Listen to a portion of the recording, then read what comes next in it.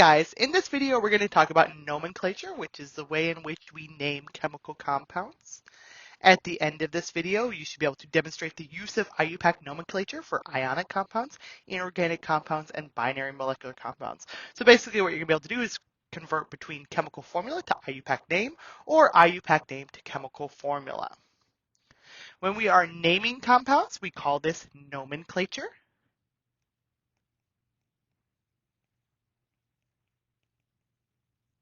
And nomenclature is a systematic method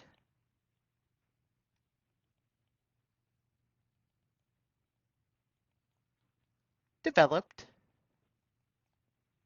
in order to give unique names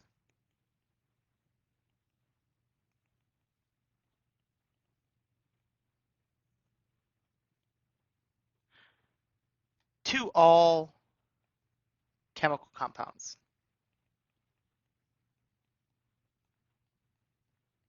Okay, so all the different chemical compounds will have their own unique name. The system we use is called the IUPAC system. So that's just the way in which the naming system is developed. So there are, just as a note, there are traditional names or common names that exist for many compounds, such as water. Water would be considered a common name for H2O. Dihydrogen monoxide would be the chemical nomenclature way of, or the nomenclature way of naming water. And generally those common names or traditional names were formed before a systematic system was put into place. And since then, generally IUPAC names have been the most commonly used. We are going to have different naming schemes based on whether we have an organic compound, whether we have an inorganic covalent compound, or an inorganic ionic compound.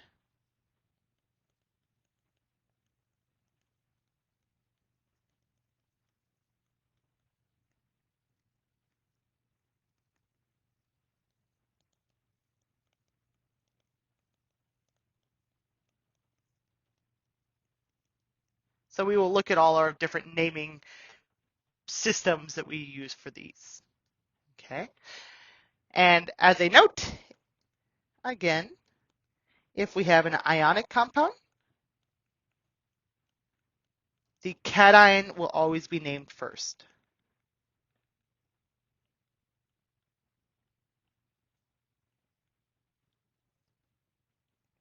followed by the anion.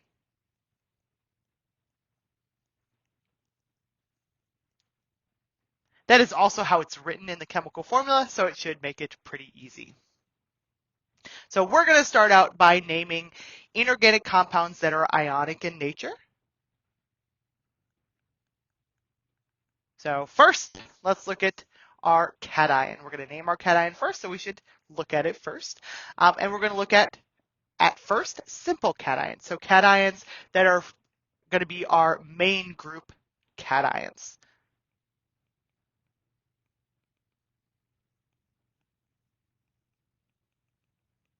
So these are cations that only have one option for a charge.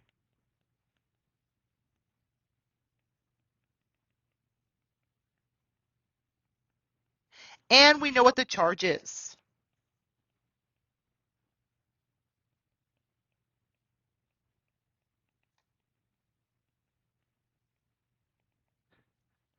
We use the periodic table.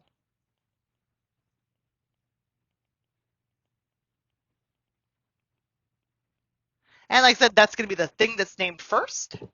There are three additional things that we can add into these simple cations that aren't main group. So our non-main group, simple cations, are going to include zinc 2+, cadmium 2+, and silver plus, because those are, again, only one option for the charge, and we should know those. Okay, so our cation, our metal in our compound, is going to be named first, and it's going to be named the same as the actual metal name. So it keeps the metal's name. For instance, if we have Zn2 plus, we would just name it as zinc. If we have Na plus, we just name it as sodium. Okay. Al3 plus, aluminum. So for those simple cations, the thing that we name first, as long as we know the charge, just by looking at the periodic table, we are just going to name them whatever their element name is on the periodic table. Next, let's look at a cation that is not a simple cation, so not one where we already know the charge. And this is going to be our transition metal cations, along with our lanthanides and actinides. So all of these are going to have variable charges. So because we don't know just by looking at what the charge is, we need to indicate the charge in the name.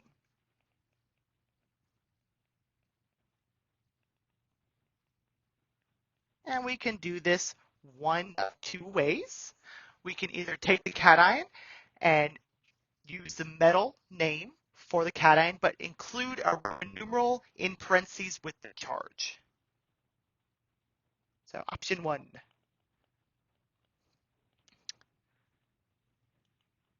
Metal name plus Roman numeral in parentheses, and that will indicate charge. And then option 2 is to use the Latin name and then we're going to use just the root of it plus OUS or IC. OUS is the lower charge. IC is the higher charge, and I'll show both options. So if we're talking about, for instance, iron, it could be 2 plus or 3 plus. So we could do iron, Roman numeral 2, and that would be our cation name. Iron, Roman numeral 3, and that would be that cation name. So that differentiates between the two charges. Or we can use our Latin name. So iron 2 is our lower charge, so it gets the OUS ending. And our Latin name for iron is ferrium, so we get rid of the eum, and we have ferrous. With our higher charge, we get rid of our ending, we keep our root, and we add IC at the end, so we get ferric.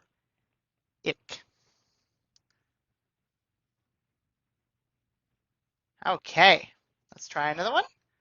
We can have copper as +1 or copper as +2. +1 in our normal way would just be copper, Roman numeral 1. 2 plus copper, Roman numeral 2. The Latin name for copper is cupra, so we would get rid of the um at the end and give cuprous or cupric if we have the lower and higher charge. And our last one that I want to look at is mercury. There are more within your book that you should definitely become familiar with. But we can either have mercury 1, which is interesting. Mercury 1 is Hg2 2 plus. So each mercury in there is +1, but they are a polyatomic. So it has to have both of the ions together to be a mercury 1 ion. So make sure you take note of this. So you should know this. If I'm talking about mercury 1, I'm talking about mercury 2, 2 plus. And it's either going to be mercury 1 or mercurous.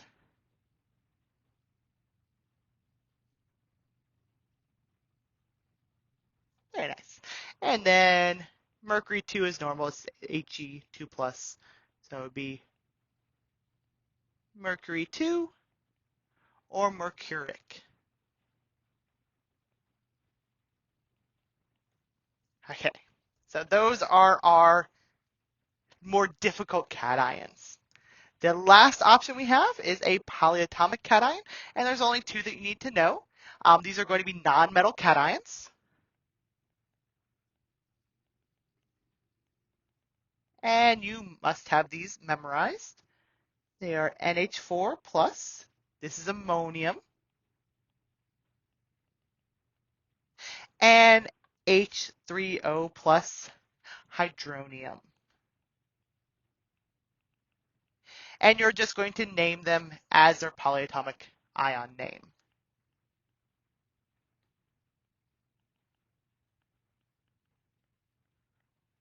So you're not going to do anything to alter these. They'll just go in as a polyatomic.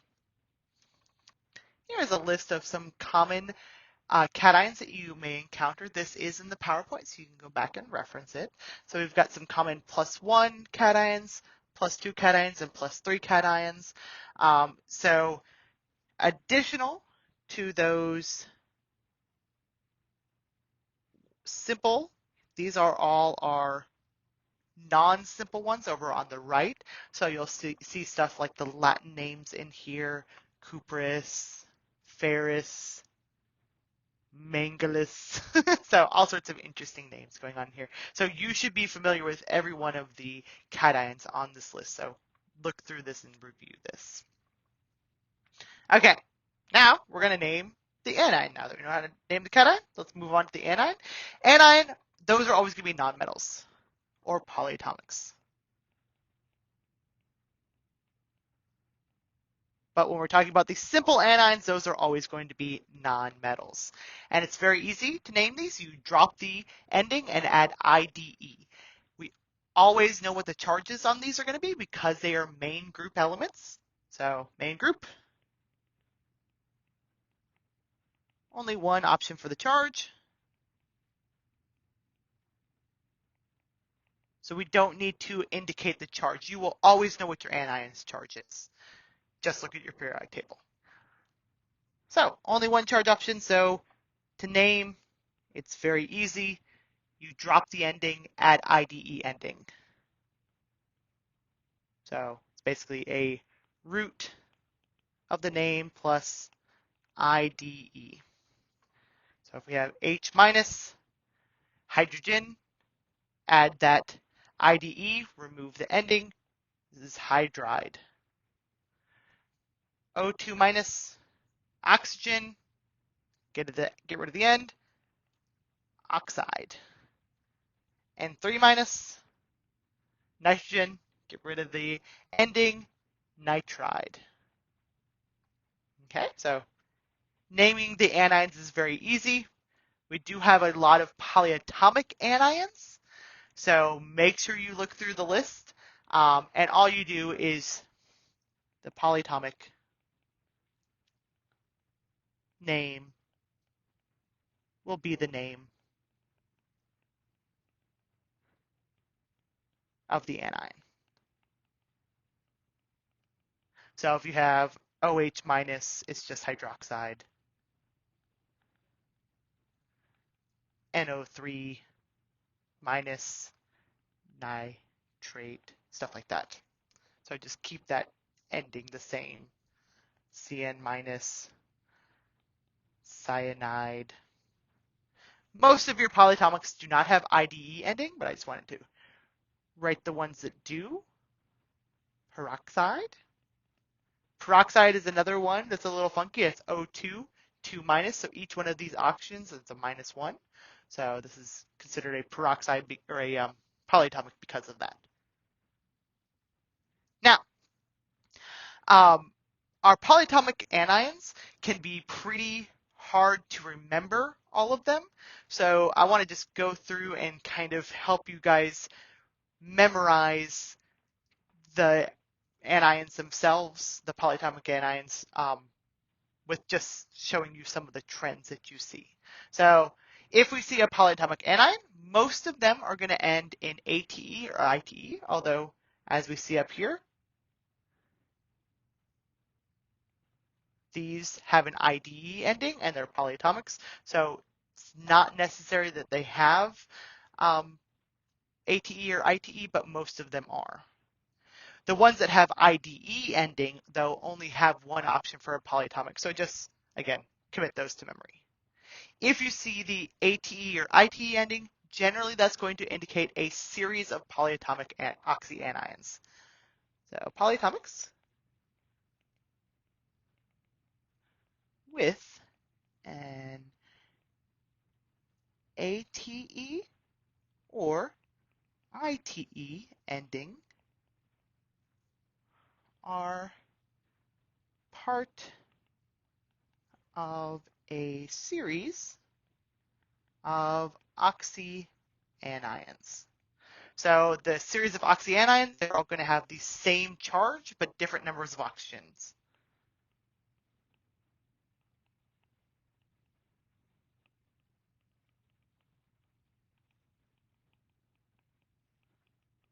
And of course, if they have different numbers of oxygens, they're not the same thing, so they're going to have different names.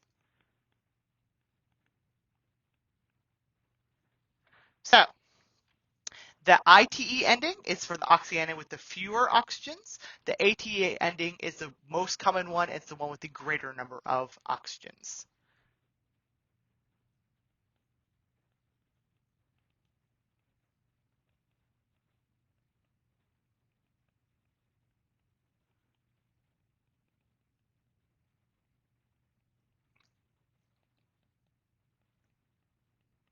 So our ITE ending, one less oxygen.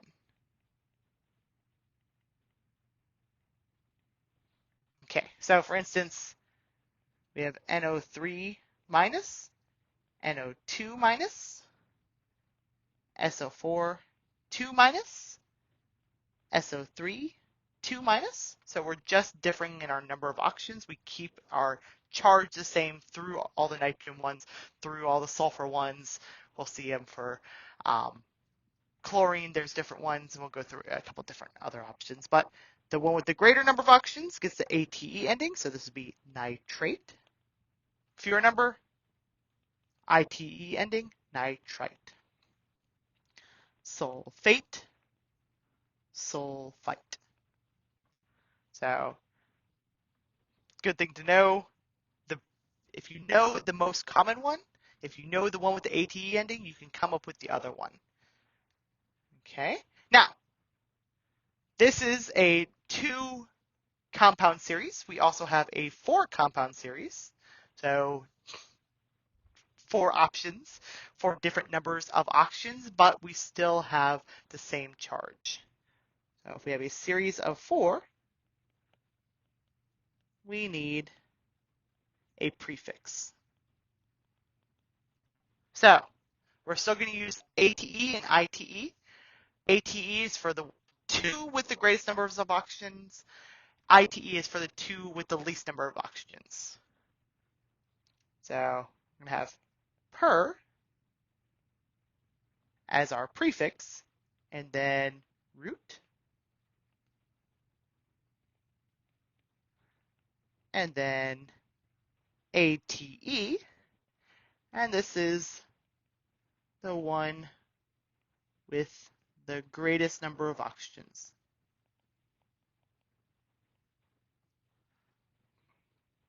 If we just have root plus ATE, we have one less oxygen. If we have root plus ITE,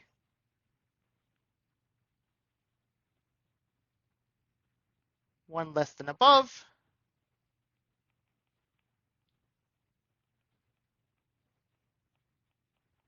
And then if we have hypo plus root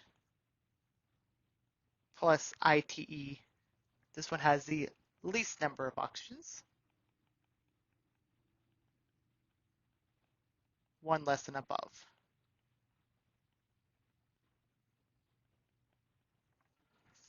Okay, so we see this with chlorine. We have ClO4 minus, ClO3 minus, ClO2 minus, and ClO minus. And generally they'll start that from 1 to 2 to 3 to 4 oxygens. The first one would be per, and then chlor, and then 8. Per, chlor, 8. Next one is just going to be chlorate. One after that, chlorite, and then hypochlorite. Okay. Here are a couple of our common oxyanions by group. So group 4 or 14, 15, 16, and 17 by the most common naming mechanism for the groups. With group 14, we have carbonate. Carbonate has a 2 minus, and it is the only one within that group actually. Then we have nitrate. So it's NO3 minus. So both the ones in period 2, the ATE ending has 3 oxygens. And then in period 3, phosphate, sulfate, and perchlorate, they have 4 oxygens. And as we see going across this group, hopefully, this goes from -2 to -1. This goes -3, -2, -1. So as we go across the period, our charge decreases. So hopefully, again, this is a way to help you memorize these polyatomics. Now, we can take one of our polyatomics and we can add a proton. So adding a proton, which is a positively charged hydrogen, to a oxyanion. If we add a positively charged proton or positively charged hydrogen to a negatively charged polyatomic, we're going to decrease the charge by 1 for each hydrogen we add in, or each proton we add in. And then we're going to add the prefix hydrogen for 1, H plus, and dihydrogen for 2 H pluses. As a note, this only works if you still have a polyatomic at the end.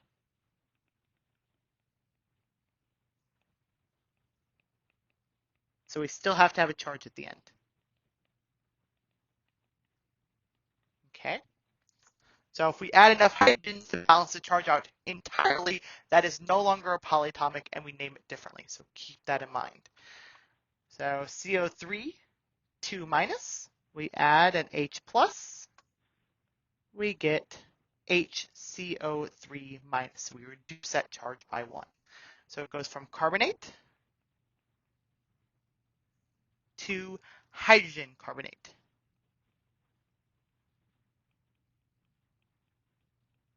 I'm just going to give myself a little bit more room.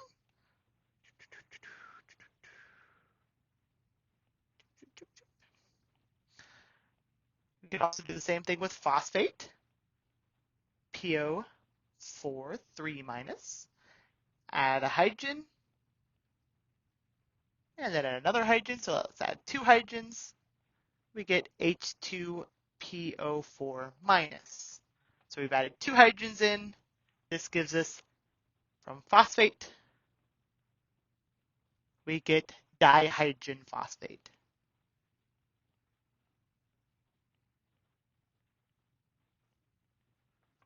Okay. I also want to note this has a common name of bicarbonate. So you may see that. Okay, let's try naming some ionic compounds.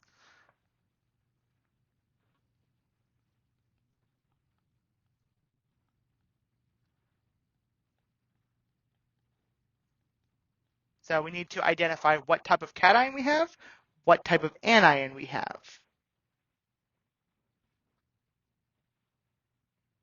So in this first one, we see that we have calcium. That's a main group cation, so this is a simple cation.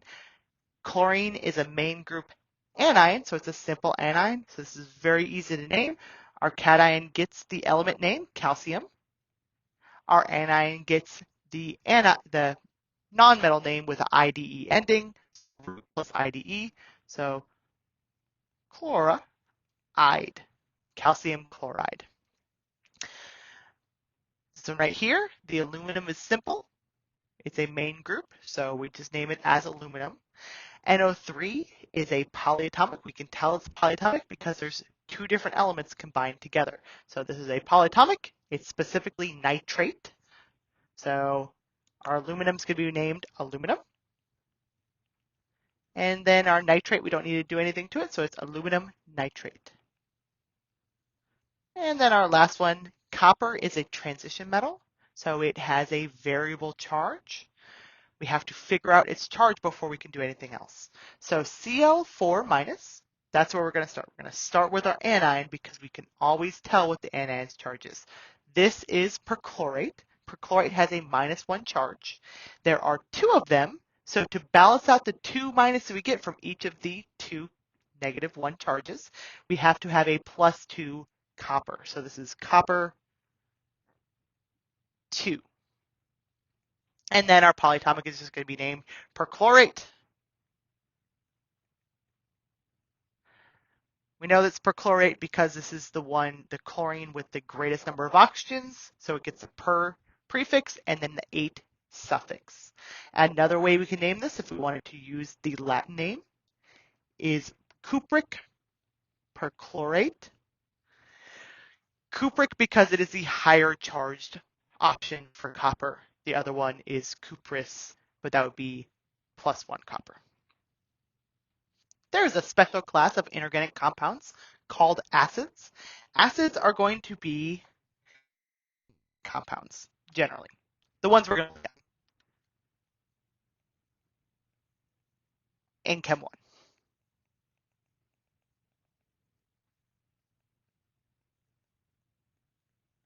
So in order to make an inorganic acid, which is what we're going to look at, there are organic acids. They're named differently, and we are not going to look at them at all. But our inorganic acids are just a anion plus H plus, enough to balance the charge.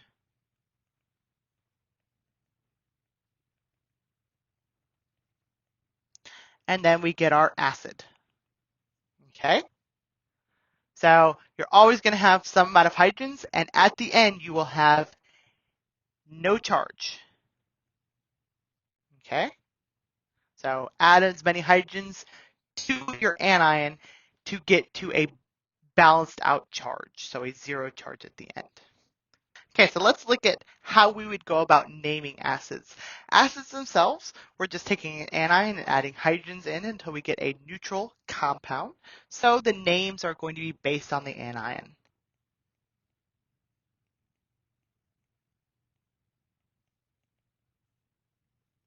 And basically we're going to take the anion's suffix and replace it with a new suffix to indicate that it is an acid.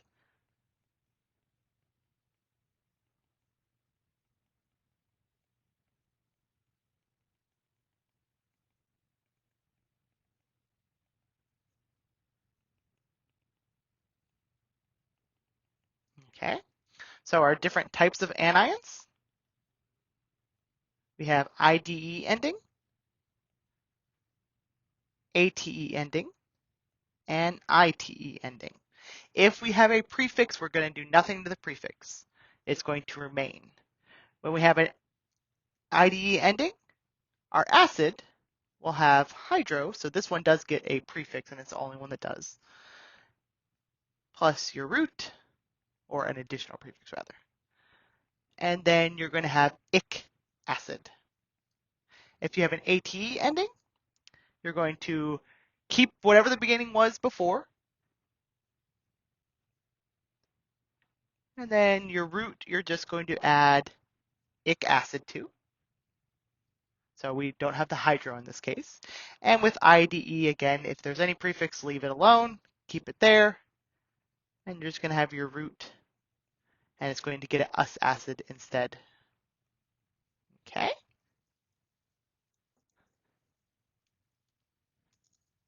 So let's look at how we would actually go about doing this.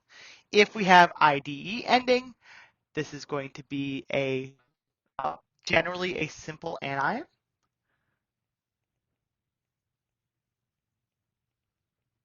For the most part. So you can have something like Cl minus, that's chloride. We're going to add hydrogens equal to the number of the negative charge in this case. It's a -1, so we add one hydrogen, and this gives us HCl. So we start out with chloride,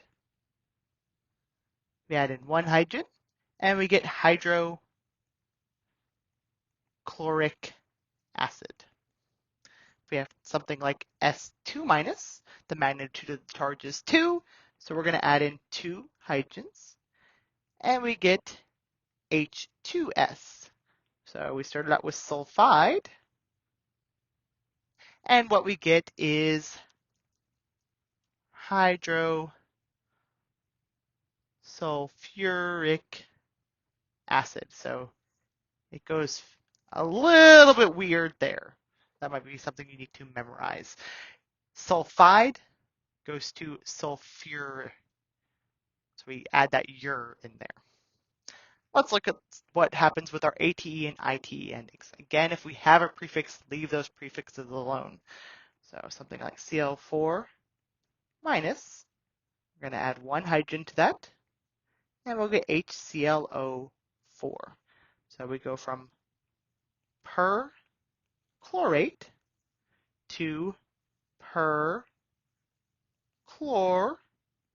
acid. So the only thing we change is the suffix. Same idea, ClO minus, adding hydrogens, it goes to HClO, and this still retains the hypo, but now instead of ite, we get us acid. So it goes from hypochlorite to hypochlorous acid to indicate that we have the acid form. Okay. Next thing I want to look at is naming binary molecular compounds. I went ahead and just put the rules in here for you guys. So when we are naming binary molecular compounds, so these are going to be covalent, so nonmetals. So we have no charges here. This is just elements combining in a covalent nature. So we're going to be sharing electrons, not transferring electrons. So the first thing we always name is the element that is written first. And it's going to be the one that is the furthest to the left on the periodic table. So if we have oxygen plus chlorine, bromine, or iodine, oxygen will be written oxygen will be written last. So we'll have something like BrO2. That's a subscript, sorry about that. And then if they're both in the same group, the one closer to the bottom of the table will be written first, such as when we're comparing phosphorus and nitrogen. So it'd be P3N5. So it's going to be ranged a little bit differently. And then the one that's written first is going to be named first. And it's going to be named as it is on the periodic table. So whatever the name of the periodic table element is the name of the first element.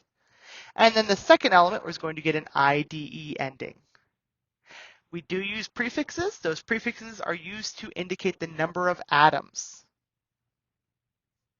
So as a note, an exception here, if we have one of our first atom, we do not use mono. So the first element will never get a mono prefix. And then if we have an A or an O in our prefix name, and the element starts with an A or O, that is going to be, these will be dropped in most cases. The prefixes are based on how many of that thing we have, those elements we have. Here, they are right here, going from mono, meaning 1, up to deca, meaning 10. So you guys should have this memorized. And it's very easy to name this. You're going to name the one to the left first, the one to the right second. So let's just try it out. Cl2O. So Cl is first, so it's going to be named first. It has a 2, so we're going to use the prefix di. So this is be dichlorine monoxide. And we don't keep the double O's there. N2O4, nitrogen's named first, retains its element name. There's 2 of them, so we call it dinitrogen. And then tetroxide.